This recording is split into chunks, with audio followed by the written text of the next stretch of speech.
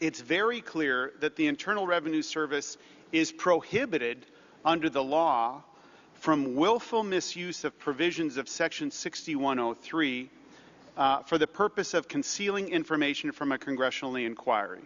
You're familiar with that, aren't you? Yes. This is a congressional inquiry, clearly. There has been a request by this committee of documents to be forthcoming from the Internal Revenue Service. And here's an example of two of them. They have been redacted to the point of absurdity. Now, we have knowledge that there is information in these two documents that is not subject to 6103 protection. And so the entire Section 6103 question should be set aside. And what I'm suggesting is the fear that animates in the hearts of my constituents when they look at you is they say, we're not getting the straight answer. We're seeing bureaucratic double talk. We're seeing a bunch of nonsense. How can we possibly pierce through this? And so the level of anxiety and the concern that you hear from committee members is a recognition of an abuse of power, but it's a gratuitous abuse of power. Now, even when the investigation comes up, the committee, based on lawful requests, is now not getting the type of answers. So, can you assure us that this type of nonsense, where I know beyond the shadow of a doubt that there is information in these documents that should not be subject to 6103, that the IRS is claiming to an absurd Kafkaesque level that somehow this needs to be protected? Can you assure us, based on your 30 days on the job, that this nonsense will stop? Let me give you several assurances that you can give to your constituents to clarify.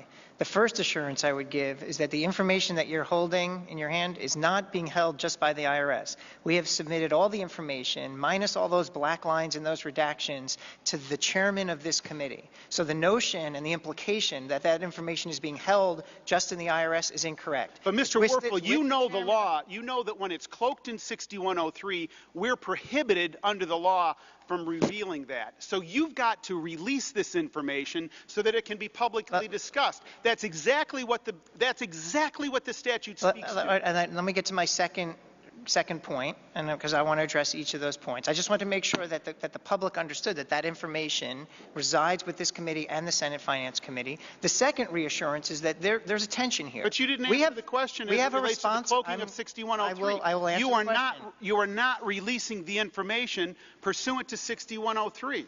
I can answer these questions if you enable me. Okay, go ahead. I want to make sure that people understand, your constituents understand the tension that exists, that we also have a solemn responsibility to protect the confidentiality of their taxpayer information, and these procedures are set up. They're set up so that we redact this information, although we send all of it to the chairmen of the Ways and Means and Senate Finance Committee, so it's outside the IRS.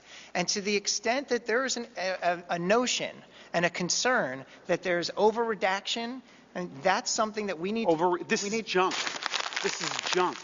This has no meaning. It might be junk, but it might be sensitive taxpayer information. It's not. We know it's not. And you're hiding behind it, and I'm telling you, I'm putting you on notice. This committee intends to uphold the 1998 Act, and we're going to follow through on it to make sure that the IRS is forthcoming and not creating a bunch of nonsense hiding behind bureaucratic double talk. If there is a particular Time has instance expired.